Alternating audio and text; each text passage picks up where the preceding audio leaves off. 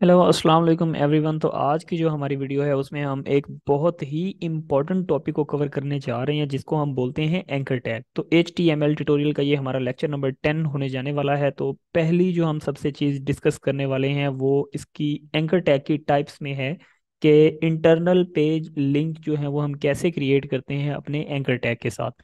उसके बाद external page और वेबसाइट लिंक जो है वो कैसे क्रिएट करते हैं, हाइपर रेफरेंस एट्रीब्यूट क्या है, और सबसे जो लास्ट में हमारे पास आता है वो है टारगेट एट्रीब्यूट, इसका क्या है। तो एंकर टैग क्या होता है, हमने अक्सर देखा होगा कि हम जब वेबसाइट्स को विजिट करते हैं तो वहाँ पे एक लिंक होता है जिसका दूसरे टेक्स्ट की बजाय कलर थोड़ा सा डिफरेंट होता है, मे बी ब्लू आप कह सकते हैं। तो उस पर हम क्लिक करते हैं तो हम किसी और पेज पे रीडायरेक्ट कर जाते हैं। इसी तरीके से हम जब CSS करेंगे तो हम एंकर टैग से अपने बटन भी बना रहे होंगे, तो बहुत ही ज़्यादा इंपॉर्टेंट है। और ऐसे समझ लें जैसे हमारे पास HTML की बेस है। तो अपना VS कोड ओपन करते हैं और इस एंकर टैग के कोड को हम करके देखते हैं कि ये किस तरीके से वर्क करता है।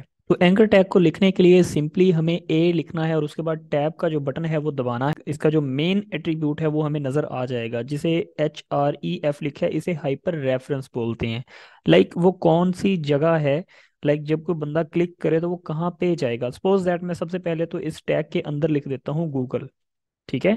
अब मैं क्या कहता हूँ कि जब भी कोई बंदा गूगल पे क्लिक करेगा तो वो गूगल पे चला जाए, google.com पे चला। तो मैं HTTP जो है वो लिखूंगा, उसके बाद मैं गूगल का जो पाथ है वो इसको प्रोवाइड करवा दूंगा। ओके। और उसको सेव करने के बाद अब अगर मैं अपना जो लाइव सर्वर है उसको ऑन करता हूँ, तो लाइव सर्वर में जाने के बाद हम देख सकते हैं कि हमारे पास ये इस तरीके से गूगल के नीचे लाइन और ये ब्लू कलर का हमें शो होगा। और इस पे कर्सर करने पे मुझे जो है ना, मेरा होवर वो फिंगर दिखा रहा है, पॉइंटर दिखा रहा है, मेरा जो कर्सर है ना वो। अब मैं अगर इस पे क्लिक करता हूँ तो अब देखो ये हमें लेके चला गया है गूगल पे। ओके। तो इस तरीके से अभी जो हमने काम किया ये होता है एक एक्सटर्नल लिंक।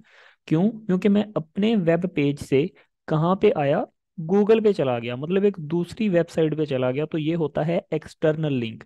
तो इसके बाद हमारे पास जो है फिर एक इंटरनल लिंक का ऑप्शन होता है। तो इंटरनल लिंक फिर क्या है? तो इंटरनल लिंक को हम समझने की कोशिश करते हैं।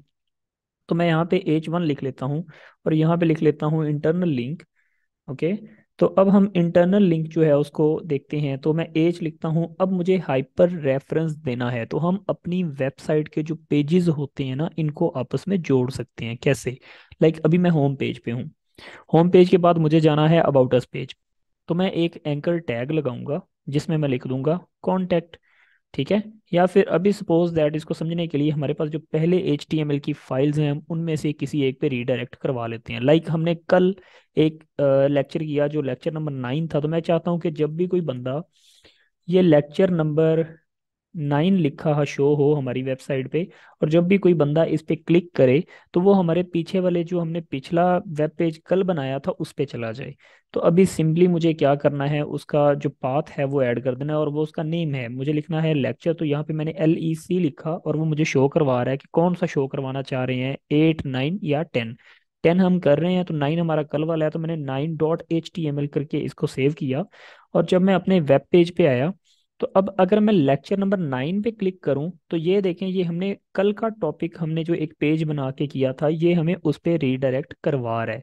तो इसे बोलते हैं इंटरनल पेज लिंक। लाइक मैं अपनी अपने पेजेस से बाहर नहीं गया, किसी एक्सटर्नल वेबसाइट पे नहीं गया, लाइक अपने वेब पेजेस पे ही दोबारा रीडायरेक्ट हो रहा हूँ। तो इस तरीके से हम इंटरनल लिंक्स जो हैं उनको क्रिएट कर सकते हैं। तो इसी तरीके से हमारे पास इमेजेस भी होती हैं।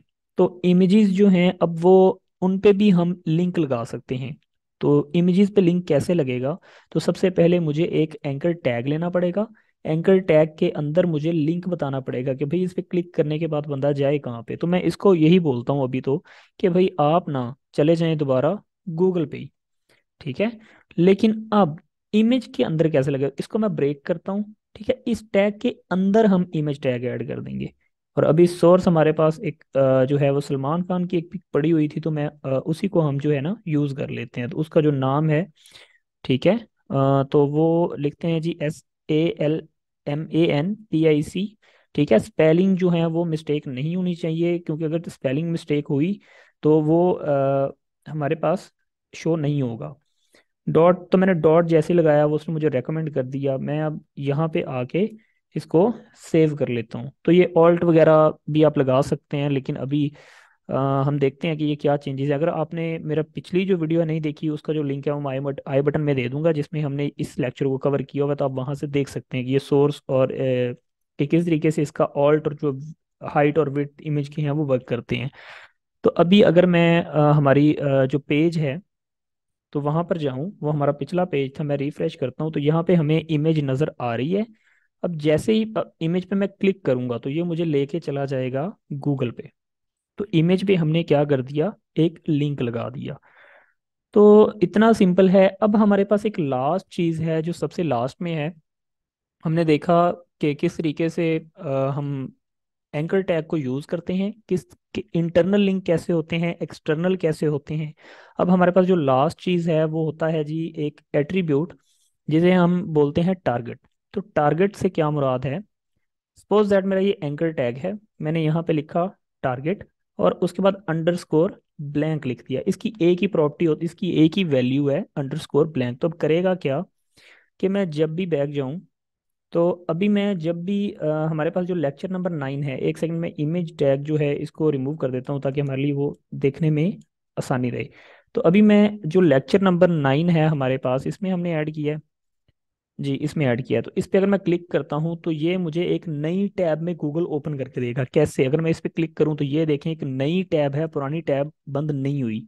ठीक है, एक नई टैब ओपन हो गई है। लेकिन अगर मैं इस गूगल पे क्लिक करूँ तो ये देखें उसी पेज को ही कर रहा है। तो उसकी वजह क्या है कि इस लिंक पे हमने अंडरस्कोर ब्लैंक यूज नहीं किया, इस पे हमने टारगेट का एट्रीब्यूट यूज किया है। तो इस तरीके से हम अगर अपनी वेबसाइट का जो पेज है वो नहीं छोड़ना चाहते, तो हम अगले बंदे को क्या कर सकते हैं, टारगेट करवा सकते हैं एक उसकी ऑटोमेटिकली नई टैब ओपन करवा के।